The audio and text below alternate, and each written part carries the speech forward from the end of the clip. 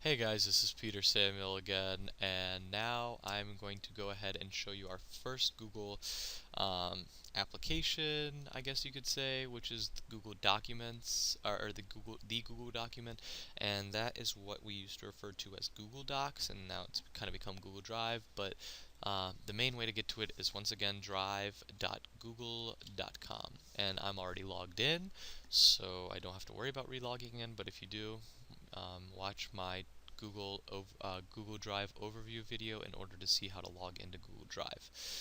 So let's go ahead and hit create up here and hit document. So this is what a blank Google document is, and this is equivalent to a Word document, Microsoft Word. It's the online version of it.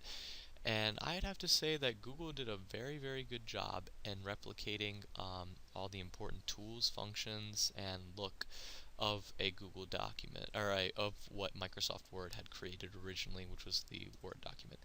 So starting from scratch, we have our name is in the top left, so it's untitled document. So, for the sake of this video, I usually like to name my things by my last name, and then an underscore, and then the class. So let's say we're doing this for AP Calculus, and then another underscore, and then what it is. So let's just say this is a midterm review sheet.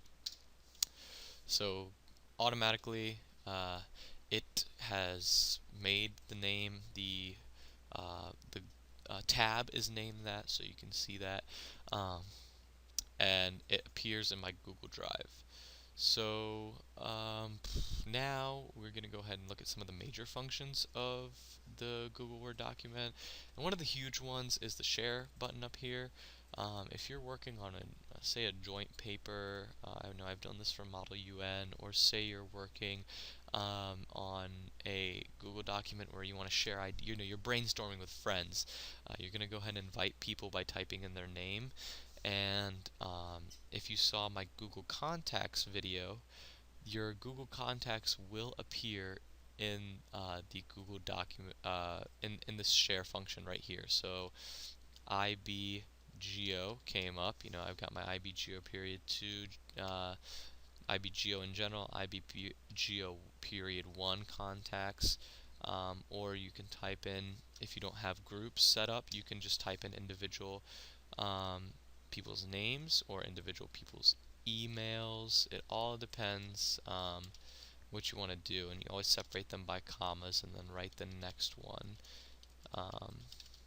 So yeah, that's how you can share. You hit share and save. So for the sake of this video, I'm going to go ahead and share this with my personal email account. I hit share and save, and now as of right now, I can edit it. Now, if you are the owner of the document and you wish to change this function, you can change it to an owner. So that means they can actually delete the document also. They own this document just as much as you do.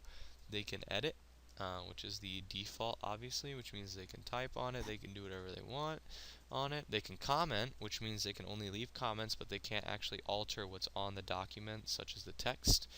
Or they can just view, which means they can look at it, and they can come as close to the computer screen as they want, but they can never alter what's actually on this document. So it all depends what purpose this document serves for and what you want. This is especially useful for teachers who just want to share information with students but don't want any of the students messing around with the information or changing it so that other students would get wrong information, because it's happened before. So this link to share is also depends on the who has access part, which right now it's private, so only I can access it or whoever I share it with. So I can say people at Henrico County Public Schools with the link, or Henrico County Public Schools. So this is unique. If you log into your personal Gmail account, you will not have this function, but since we are part of a school account, you can share it with the whole Henrico County Public School system. And there are two options. Anyone in the school system can have it, whether they have the link or not, or people have to put in the specific link. If they have to put in the specific link, it means you have to give it to them, or someone else has to give it to them.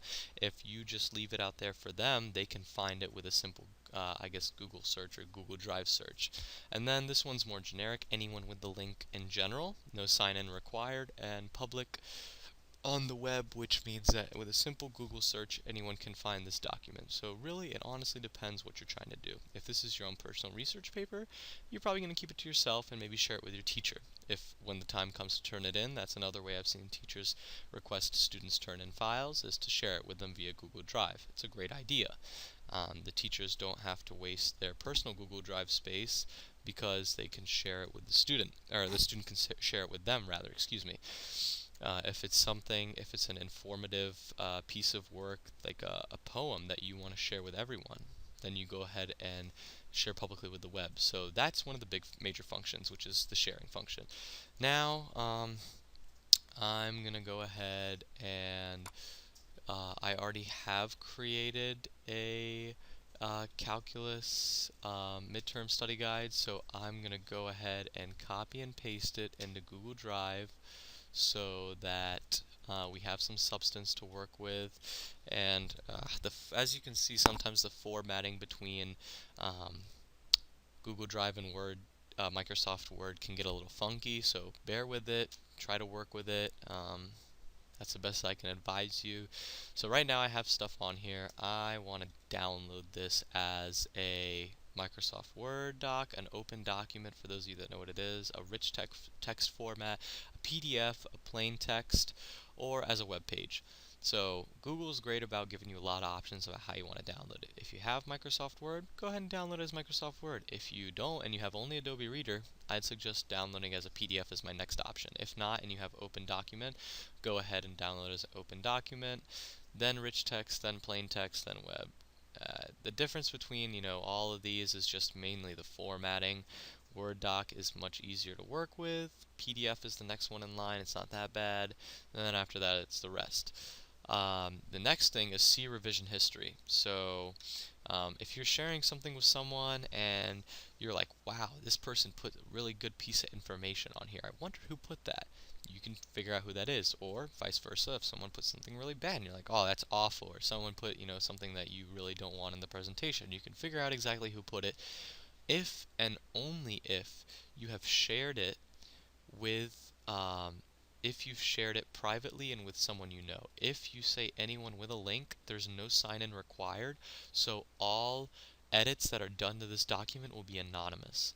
So that's a little bit of a pain because then you won't know. So if you really want to keep track and be, a little micromanaging of your Google Docs of your Google document or Google spreadsheet or Google presentation, you need to go ahead and keep it private but share it with other people that are already in your contacts so you can see exactly who is logging in and making alterations. So you can click show more detailed revisions. So as you can see, there was nothing at 4:45, there was nothing at 5:45, nothing at 5:46, but at 5:51, bam, Peter Samuel put all of this information. So you can clearly see that, and as you have more collaborators, you'll be able to see more about who changed that. Then you can close out of that.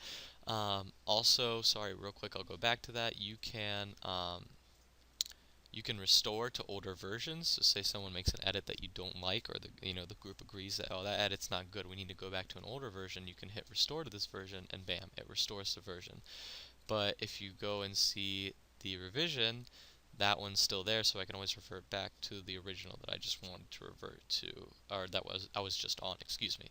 So see revision history is also very important. So now we're going to go to insert equation. For those math teachers and math students that are out there and know what math type is, this is Google's way of math type in a sense. It's really good, really useful. It's got everything. You got alpha, beta, times, division, plus or minus, all of your probabilities, and then of course you've got your radical, and you can write in the radical, then you can go outside the radical, and then you can write outside of it. Whatever you need, it's tailored to your needs. You just hit new equation, it'll give you this is your probability right here, your sums, your limits, integrals, whatever you may need.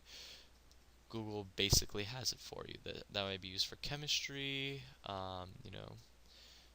be open-minded and use it as best you can. So that's the equation function.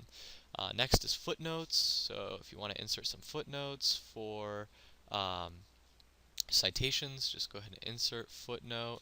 It puts the little one up there, and then you've got the one at the bottom, and this was made by Peter Samuel. This is not proper citations. Do not copy this. 2013. Done. There's my footnote. Next thing is page number. If you want to insert the page number at the top or bottom of the page, at top of the page it goes right there. You can change where it's centered or how it's centered, where its position is by the alignment controls. So I want to keep it in the middle. And I hit X to get rid of the equation that I had up earlier. And then this also turns into my header, so I can, hey, this is my header. If you want to, that automatically gives you access to your header as well. And then your footer is at the bottom, and you can go insert or insert footer, and it's right underneath your footnotes, so you can write whatever you want in there. Clear formatting is huge. So say I'm going to go to revision history, and I'm going to go back to the original original version of this, and I don't like how this is formatted at all. Clear formatting right here, or format clear formatting.